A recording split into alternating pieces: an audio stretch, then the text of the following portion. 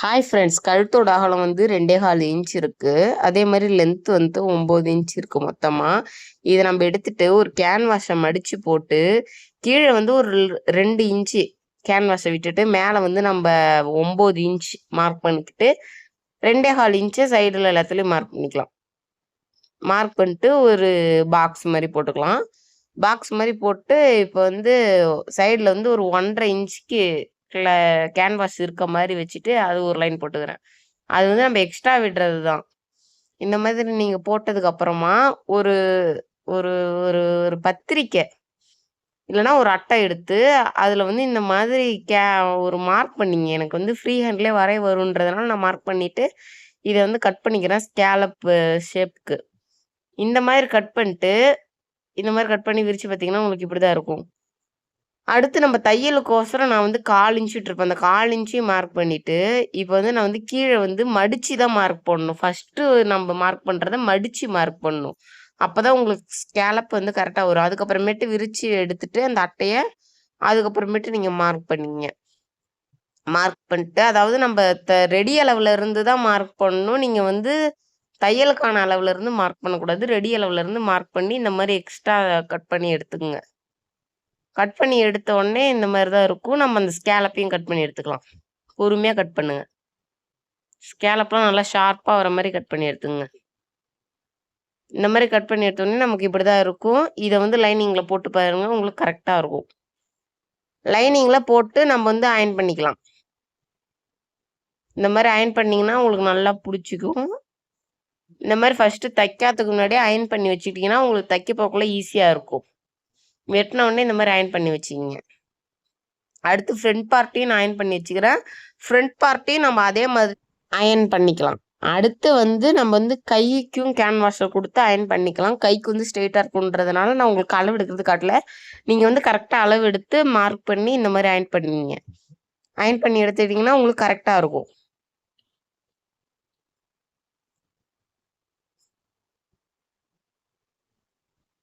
இந்த மாதிரி எல்லாத்தையும் கரெக்டாக அயர்ன் பண்ணீங்க. நல்லா ஒட்டுற மாதிரி கொஞ்சம் அழுத்தி பண்ணிங்கன்னா உங்களுக்கு கரெக்டாக ஒட்டும். இந்த மாதிரி எல்லாத்தையும் கரெக்டாக அயர்ன் பண்ணி எடுத்து வச்சிங்க. இப்போ நம்ம அடுத்து ஸ்டிச்சிங் வீடியோ பார்க்கலாம் வாங்க. இப்போ நம்ம ஸ்டிச்சிங் பண்ணுறது எப்படின்னு பார்க்கலாம். அதுக்கு ஃபஸ்ட்டு நம்ம வந்து நல்ல பக்கமாக வந்து நல்ல துணியை போட்டு லைனிங்கை அதுக்கு மேலே போடணும். அதுக்கு மேலே போட்டு அந்த ஸ்கேலப்பு அதாவது அந்த கேன்வாஸில் தையல் படாமல் கேன்வாஸை ஒட்டி அந்த லைனிங்கில் தையல் படுற மாதிரி கரெக்டாக பொறுமையாக நிறுத்தி நிறுத்தி நிறுத்தி நிறுத்தி நீங்கள் போடணும். நிறுத்தி நிறுத்தி போட்டு கரெக்டாக அந்த ஷார்ப்பான இடம்லாம் கரெக்டாக உள்ளே ஏற்றி அப்படியே சொல்லிட்டு நீங்கள் வந்து திருப்புங்க. இந்த மாதிரி திருப்பினீங்கன்னா உங்களுக்கு கரெக்டாக இருக்கும். நீங்கள் பொறுமையாக தான் இதை பண்ணணும். ஸ்கேலப் டிசைனுக்கு ரொம்ப பொறுமை முக்கியம். நீங்கள் அவசர அவசரமாக தைச்சிங்கன்னா உங்களுக்கு ஷேப் கரெக்டாக வராது. பொறுமையாக தைங்க. பொறுமையாக அழகாக வளைச்சி வளைச்சி இந்த மாதிரியே எடுத்துருவாங்க. ரொம்ப நிதானமாக இருக்கணும் இந்த டைமில் நீங்கள். இந்த மாதிரி கரெக்டாக கொண்டு வந்துருங்க.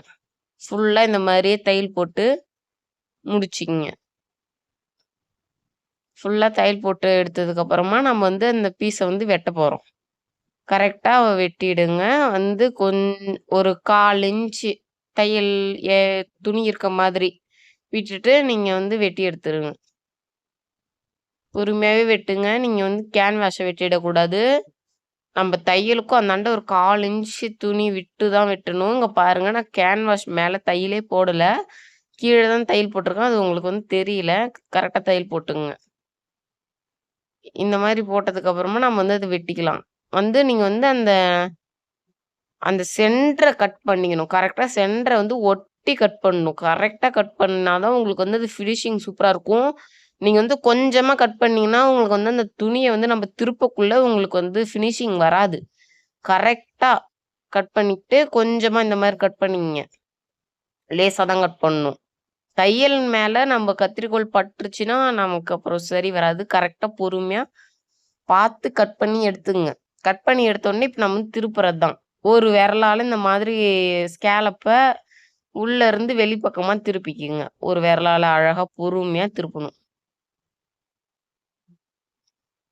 பொறுமையாக திருப்பி எடுத்துங்க. இந்த மாரி திருப்பினீங்கன்னா உங்களுக்கு கரெக்ட்டா வந்துரும்.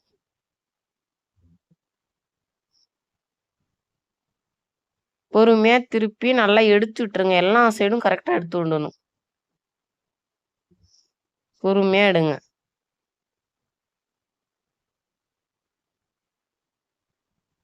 இப்ப வந்து நம்ம அத ஒட்டியே தையல் போட்டுக்கலாம். அந்த கேன்வாஸ நல்லா திருப்பிட்டு ஒட்டி தையல் போட்டுக்கலாம்.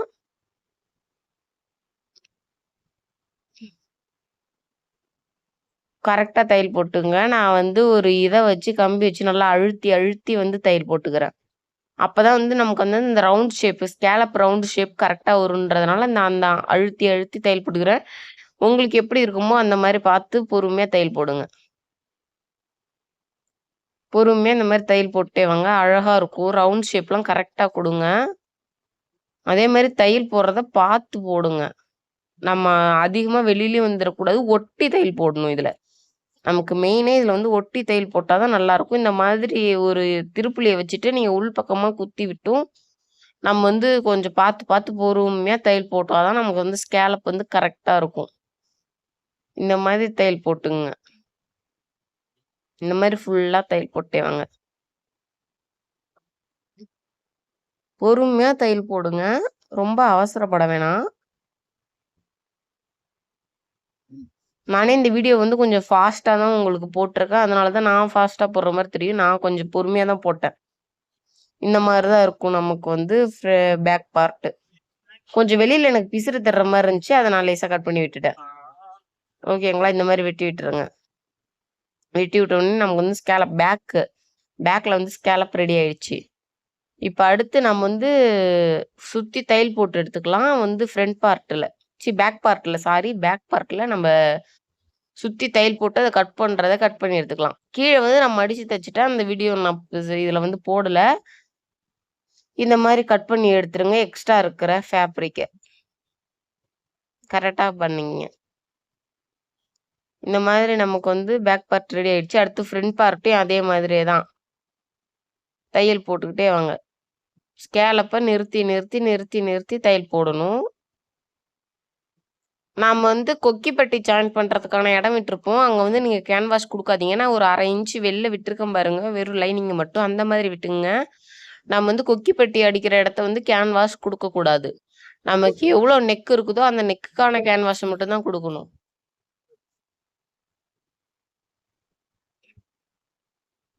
கரெக்ட்டா குடுத்துங்க.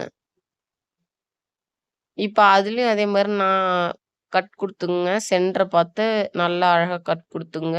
தையல்ல படாம. கட் குடுத்துட்டு இதையும் அதே மாரி தான் திருப்பணும். திருப்பிங்க பொறுமையா. ஒரு 2 விரல உள்ள விட்டு அப்படியே ஸ்கேலப்ப அழகா பொறுமையா திருப்புனீங்கன்னா, உங்களுக்கு திருப்பிக்கும். அதே மாரி இதுலயும் ஒட்டி தையல் போட்டுங்க. நான் வந்து ரைட் சைடு நெக்குக்கு ஃப்ரண்ட் நெக்குக்கு மட்டும் தான் ஸ்கேலப் குடுத்துருக்கேன். லெஃப்ட் சைடு வந்து சேல வந்துரும்ன்றதுனால, நான் வந்து அந்த நெக்குக்கு வந்து ஸ்கேலப் டிசைன் கொடுக்கல. நீங்க குடுக்கறதா இருந்தாலும் குடுத்துக்கலாம். இல்ல விடுறதா இருந்தாலும் விட்டுக்கலாம். நான் வந்து குடுக்கல. ஒரு ஃப்ரண்ட் சைடு ஒரு நெக்குக்கு மட்டும் தான் நான் வந்து ஸ்கேலப் குடுத்துருக்கேன். இந்த கை. இப்ப வந்து கையும் அதே மாதிரியே தான். நீங்க பொறுமையா நிறுத்தி, வளைச்சு, வளைச்சு தையல் போடணும். பொறுமையா தையல் போடுங்க. இந்த மாதிரி எல்லாத்தையுமே நம்ம வந்து லைனிங்க வந்து நல்ல பக்கத்து மேல, துணி நல்ல பக்கத்து மேல போட்டு தான் நம்ம வந்து போடணும். அப்பதான் நமக்கு வந்து கரெக்ட் வரும்.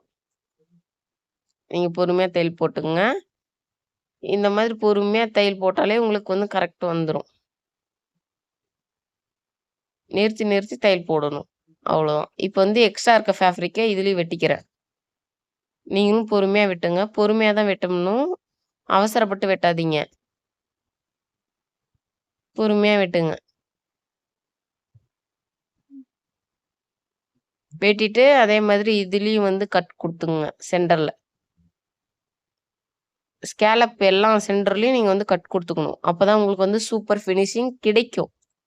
இப்ப அதையும் நம்ம வந்து வெளியில எடுத்து விட்டுக்கலாம் அந்த ஸ்கேலப்ப. கையில வந்து நம்ம ஸ்கேலப் டிசைன் குடுக்கக்குள்ள ரொம்பவே அழகா இருக்கும். நீங்க வந்து அதே மாதிரி பொறுமையா இதுலயும் ஒட்டி தையல் போடணும். பொறுமையா தையல் போடுங்க. இது வந்து கொஞ்சம் கையில வந்து பட்டு டிசைன் வரதுனால, அதாவது பட்டு டிசைன், பட்டு துணி வரதுனால, நான் வந்து அத திருப்பி விட்ட உடனே அந்த ஸ்கேலப் வந்து நின்னுடுச்சு. கொஞ்சம் அது மொடன்னு இருக்கிறதுனால நின்னதுனால எனக்கு வந்து ஈஸியா இருந்துச்சு இந்த தையல் போடுறதுக்கு. அதே மாதிரி நீங்க பட்டு துணி வந்துச்சுன்னா, நீங்க வந்து அந்த பட்ட வேஸ்ட் பண்ணாம இந்த மாரி ஸ்கேலப் குடுத்தீங்கன்னா, உங்களுக்கு ரொம்ப ஸ்டெடியா நிக்குது அந்த ஸ்கேலப். இந்த மாரி தையல் போட்டு, சுத்தி தையல் போட்டுங்க. நம்ம கை எப்பயும் ஜாயின் பண்ற மாரியே சுத்தி தையல் போட்டு, எக்ஸ்ட்ரா இருக்க ஃபேப்ரிக்க கட் பண்ணி விட்டுறலாம். இது வந்து ஸ்மால் ஹேண்ட் தான். அதனால தான் சின்னதா இருக்கு. நீங்க வந்து ஃபுல் ஸ்லீவ் வச்சும் ஸ்கேலப்பும் இதே மெத்தட் தான். இந்த மாரி இது பண்ணிட்டீங்கன்னா, உங்களுக்கு வந்து இதுவும் ரெடி ஆயிடுச்சு. இப்போ வந்து நான் எல்லாத்தையும் ஜாயிண்ட் பண்ணிட்டு, ஜாயிண்ட் தச்சு வீடியோ காட்டுறேங்க பாருங்க. நான் வந்து ஸ்டோன் வச்சிருக்கேன். ஸ்டோன் லேஸ 4 இதா கட் பண்ணி, B7000 க்ளூவ வச்சு ஒட்டியிருக்கேன். அந்த ஸ்கேலப்புக்கு சென்டர்ல. இந்த மாதிரி ஒட்டக்குள்ள நமக்கு ரொம்பவே சூப்பரா இருக்கும். ஹேண்ட்லயும் அதே தான் பண்ணியிருக்கேன். இந்த மாதிரி இத பாருங்க. லைக் பண்ணிட்டு, ஷேர் பண்ணிட்டு, மறக்காம சப்ஸ்கிரைப் பண்ணுங்க. நம்ம சேனல சப்போர்ட் பண்ணுங்க மக்களே! ப்ளீஸ்.